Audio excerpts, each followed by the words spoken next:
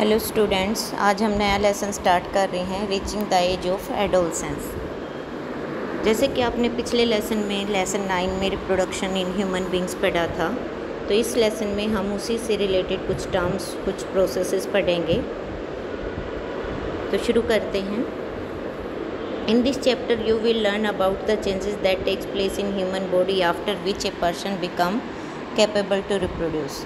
इस चैप्टर में हम वो सभी चेंजेस पढ़ेंगे जिसके बाद जो है ह्यूमन बीइंग की बॉडी रिप्रोडक्शन के कैपेबल हो जाती है। In chapter 9 you have learned about human reproductive organs. Here we shall discuss the role that hormones play in bringing about changes that make a child grow into an adult. Chapter 9 में आपने reproductive organs के बारे में पढ़ा था। इस lesson में हम हार्मोन्स के रोल के बारे में डिस्कस करेंगे, जो कि किसी भी बच्चे को एडल्ट बनाने में मदद करते हैं। एडल्ट की टर्म हम पिछले लेसन में पढ़ चुके हैं, एडोलसेंस एंड प्यूबर्टी। ये जो पैराग्राफ आप देख रहे हैं, इसमें बूझो और पहेली जो है वो आपस में कुछ डिस्कस कर रहे हैं। बूझो ने अपना 12th बर्थडे सेलिब्रेट किया था, तो उसके बाद उसकी जो बहन है पहेली, वो क्या कर रही है, वो अपना उनके फ्रेंड्स को देख के उनको हंसी आ गई थी। और उसके बाद जो उसके जो पेरेंट्स हैं, उन्होंने इसके बारे में उनसे डिस्कस किया और बताया कि ये जो आप जिस बात पर हंस रहे हो, बात ये थी कि उन्होंने जो उसके फ्रेंड्स देखे, बॉयज़ फ्रेंड्स, वो 1 साल बाद देखे, तो उसने उनमें काफ़ी चेंजेस देखे। उन्हीं चेंजेस में से एक चेंजेस ये था कि उनके जो लिप लाइन थी, उन पर कुछ हेयरी ग्रोथ दिखाई दे रही थी। तो बुझू की मम्मी ने उनको समझाया कि आफ्टर द एज ऑफ 10 और 11 there is a sudden change that becomes noticeable and these changes are natural.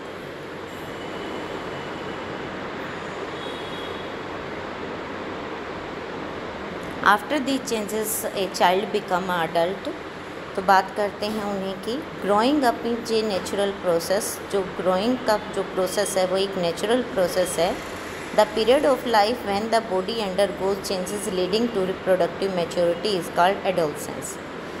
जैसे कि आप पढ़ ही चुके हैं, तो यहाँ पर एडोलसेंस की डेफिनेशन दी गई है।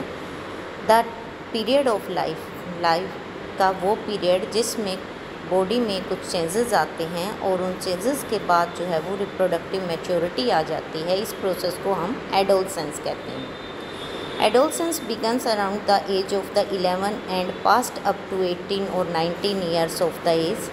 एडोलसेंस की जो एज है वो 11 के बाद स्टार्ट होती है और 18 से 19 ईयर तक ख़त्म हो जाती है।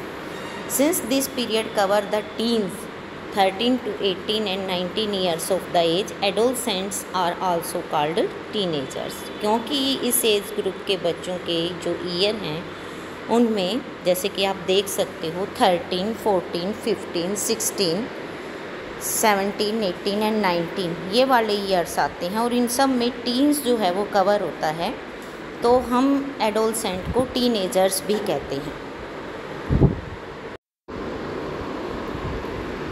तो हमने एडोलसेंस की डेफिनेशन की। आगे देखो, एडोलसेंस बिगिंस, ये भी मैं करवा चुकी हूँ टीनेजर्स वाला।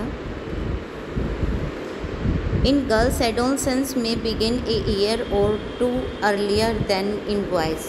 गर्ल्स में एडोलसेंस की जो एज है वो बॉयज़ से 1 या 2 साल पहले स्टार्ट हो जाती है। Also the period of adolescence varies from person to person. इसके अतिरिक्त जो एडोलसेंस के जो एज है, पीरियड है, वो पर्सन टू पर्सन चेंज होता रहता है। ये कंपलसरी नहीं है कि ये जो एज है वो 10 के बाद ही स्टार्ट होगी। कई बार कुछ गर्ल्स में 9 के बाद भी स्टार्ट हो सकती है और कुछ में ये 13 के बाद भी स्टार्ट हो सकती है। The human body undergoes several changes during adolescence. Human body में एडोलसेंस के दौरान काफ़ी चेंजेस होते हैं, और ये चेंजेस जब स्टार्ट होते हैं तो उसको हम ऑनसेट ऑफ प्यूबर्टी कहते हैं। The most important changes which marks puberty is that boys and girls become capable of reproduction. इसकी जो इम्पोर्टेंस है वो ये है कि इसके बाद जो बॉयज़ और गर्ल्स हैं वो रिप्रोडक्शन के कैपेबल हो जाते हैं। It means they mature for reproduction. Puberty ends when, और प्यूबर्टी ख़त्म हो जाती है तो जो भी एडोलसेंट है वो रिप्रोडक्टिव मैच्योर हो जाएगा। उसके बाद है चेंजेस, हम चेंजेस डिस्कस करेंगे। Changes at puberty, increase in height. सबसे पहला जो पॉइंट है वो है इंक्रीज़ इन हाइट। आप देख सकते हैं, महसूस कर सकते हैं कि ये जो एज ग्रुप है इसमें जो हाइट है वो एकदम से बहुत ज़्यादा बढ़ जाती है। The most conspicuous changes during puberty is the sudden increase in height. Height में एकदम से बहुत ही तेज़ी से बढ़ोतरी होती है। At this time the long bones, that is the bones of arms and legs, elongate and make a person tall. इस समय जो बोन्स हैं, लंबी बोन्स हैं, हमारी हाथ और पैर की बोन्स, वो लंबी हो जाती हैं और कोई भी पर्सन जो है वो टाल हो जाता है। इसके बाद जो आपको बताया गया है वो है एक्टिविटी 10.1। एक्टिविटी 10.1 में आपको एक ग्राफ दे रखा है और ये जो ग्राफ है आप देख सकते हैं, इसमें यहाँ से एज जो है 8 से स्टार्ट करके 18 तक की एज दे रखी है और percentage of full height boys की अलग और गर्ल्स की अलग दे रखी है। इसके बाद आपको एक फॉर्मूला दे रखा है जिसके द्वारा आप अपनी जो फुल हाइट है आफ्टर द प्यूबर्टी वो चेक कर सकते हैं। इसके लिए आपको क्या करना होगा कि जो आपकी प्रेजेंट हाइट है वो सेंटीमीटर में कैलकुलेट करेंगे और जो आपका एज ऑफ ईयर है उसकी फुल हाइट परसेंटेज इस चार्ट की मदद से ले लेंगे और मल्टीप्लाई बाय 100 इस फॉर्मूले की मदद से आप कैलकुलेट कर सकते हैं। एक एग्जांपल आपको दे रखा है कि ये कोई एक बॉय है वो 9 ईयर ओल्ड है और उसकी जो प्रेजेंट हाइट है वो 120 सेंटीमीटर है। तो at the end of growth of period he like to be, तो 120/75, ये 75 हमने यहाँ से लिया है कि यहाँ पर देखो 9 जो ईयर का बॉयज़ है उसकी परसेंटेज ऑफ फुल हाइट है वो 75% है। तो यहाँ से हमने जो 75 है वो वहीं से लिया है, मल्टीप्लाई बाय 100 और ये हमारा निकल आया 160 centimetre tall. Means after puberty he will be 160 centimetre tall. It may be true or not, it depend to person. Activity 10.2 में आपको ये ग्राफ खींचा हुआ है। ये ग्राफ ये जो हमने टेबल देखी थी बॉयज़ और गर्ल्स की, उसी की मदद से खींची है और इसकी मदद से आप अपनी जो एज ग्रुप है उसके अनुसार आप अपनी हाइट इसमें चेक कर सकते हैं। आगे देखो, initially girls grow faster than boys but by about 18 years of age both reach their maximum height. शुरू में जो गर्ल्स हैं वो काफ़ी तेज़ी से बढ़ती हैं बॉयज़ के कंपैरिजन में और 18 के बाद जो है वो दोनों ही मैक्सिमम हाइट तक पहुंच जाते हैं। The rate of growth in height varies in different individual. जो रेट ऑफ ग्रोथ है वो पर्सन टू पर्सन चेंज होता रहता है, कंपलसरी नहीं है कि सभी में एक जैसा रहे। सम में ग्रो सडनली, कुछ जो हैं बहुत तेज़ी से बढ़ जाते हैं प्यूबर्टी के समय और बाद में धीमे बढ़ते हैं, जबकि कुछ जो हैं वो ग्रेजुअली मीन्स धीरे धीरे बढ़ते रहते हैं। There is no need for पहली टू वरी। पहली इस बात की चिंता कर रही थी, किस बात की चिंता कर रही थी वो देख लो आप। All parts of body do not grow at the same rate. जो बॉडी के पार्ट्स हैं वो सेम रेट से ग्रो नहीं कर रहे थे। Sometimes the arms and legs or hands and feet of adolescent look over sized and out of proportion with the body. कई बार ऐसा लगता है कि जो हाथ और पैर की लंबाई है वो हमारी बॉडी के प्रपोर्शन में ज़्यादा लंबे हो गए हैं। But soon the other parts catch up the result in the proportionate body. लेकिन बाद में जल्दी ही ये बॉडी के प्रपोर्शन में आ जाते हैं, इसलिए इस बात की चिंता करने की ज़रूरत नहीं है। You must have notice that height of an individual is more or less similar to that of some family member. आपने ये बात नोट भी की होगी कि आपकी जो हाइट है वो कहीं कम और ज़्यादा आपके किसी फैमिली मेम्बर से मैच करती हुई होती है। This is because height depend on the genes inherited from parents. ये होता है कि जो हाइट है वो हमारे पेरेंट्स से इनहेरिटेड मीन्स हमारे पेरेंट्स से जो हमें जीन्स मिले हैं। जीन्स आपने पिछले लेसन में क्रोमोसोम्स में पढ़ा था, न्यूक्लियस वाले पार्ट में। क्रोमोसोम्स पर प्रेजेंट रहते हैं जीन्स, और ये हमारे पेरेंट्स की कैरेक्टरिस्टिक्स को हमारे अंदर लेकर आते हैं। It is however very important to eat right kind of food during these growing years. इसके अतिरिक्त जो हम खाना खाते हैं उस पर भी हमारी जो ग्रोइंग ईयर्स हैं वो डिपेंड करते हैं। This help the bone muscles and other part of body get adequate nourishment for growth. और ये हमें मदद करता है हमारी बोन्स को, मसल्स को और दूसरे बॉडी पार्ट्स को सही नरिशमेंट प्रदान करने के लिए। You will find nutritional need of the adolescent discuss later in this lesson।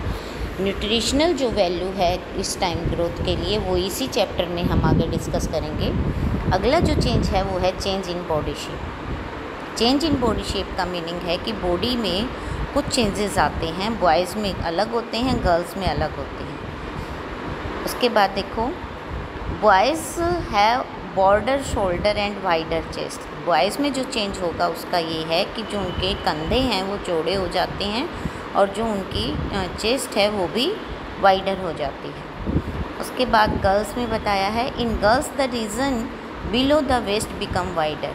Girls में जो मेनली चेंज आता है वो है कि कमर के नीचे का जो पोर्शन है वो चौड़ा हो जाता है। In boys the muscles of the body grow more prominently than in the girls. Boys में एक अलग से चेंज हम मसल्स का देख सकते हैं कि जो मसल्स हैं बॉयज़ की वो ज़्यादा दिखती हैं, प्रोमिनेंटली होता है स्पेशली। उसके बाद है voice change. Did you notice that sometimes the voice of some boys in your class cracks. आपने नोट भी किया होगा कि बॉयज़ में कि आपकी क्लास में कुछ बॉयज़ की जो आवाज़ है वो फट गई है। At puberty the voice box और द लैरिंग्स, वॉइस बॉक्स और लैरिंग्स एक ही चीज़ होती है जिससे हमारी आवाज़ उत्पन्न होती है, उसी को लैरिंग्स कहते हैं। Begin to grow boys develop larger voice boxes. The growing voice box in boys can be seen at a protruding part of the throat is called Adam circle. पूरा बताया है कि प्यूबर्टी के समय वॉइस बॉक्स या लैरिंग्स जो है वो ग्रो करता है केवल बॉयज़ में।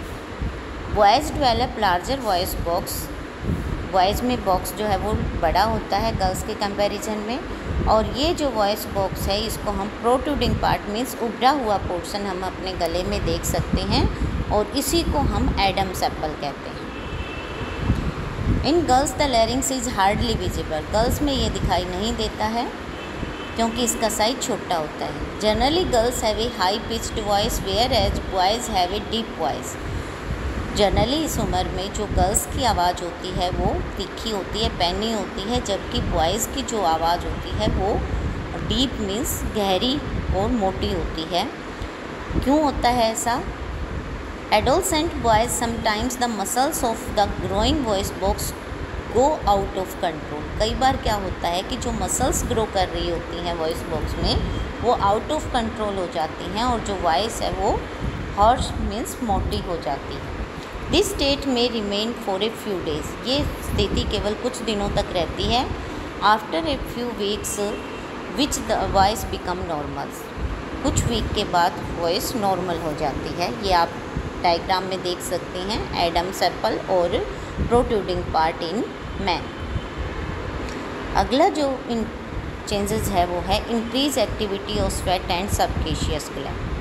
अगली जो एक्टिविटी है वो हमारे स्वेट ग्लैंड और सबकेशियस ग्लैंड की है। स्वेट मीन्स हमारी जो पसीने की ग्रंथियाँ होती हैं और सबकेशियस ग्लैंड का मीनिंग है हमारी oil gland. During puberty the secretion of sweat gland and sebaceous gland oil gland increase. Many young people get acne and pimples on the face at this time. बहुत सारे जो जवान बच्चे होते हैं उनके चेहरे पर हम पिम्पल्स और एक्ने, पिंपल्स ही होते हैं, उनको हम देख सकते हैं। और ये केवल इसीलिए होता है कि इस समय जो एक्टिविटी है इन ग्लैंड्स की वो स्किन में बढ़ जाती है। एक बॉक्स रह गया हमारा, हम वो कर लेते हैं।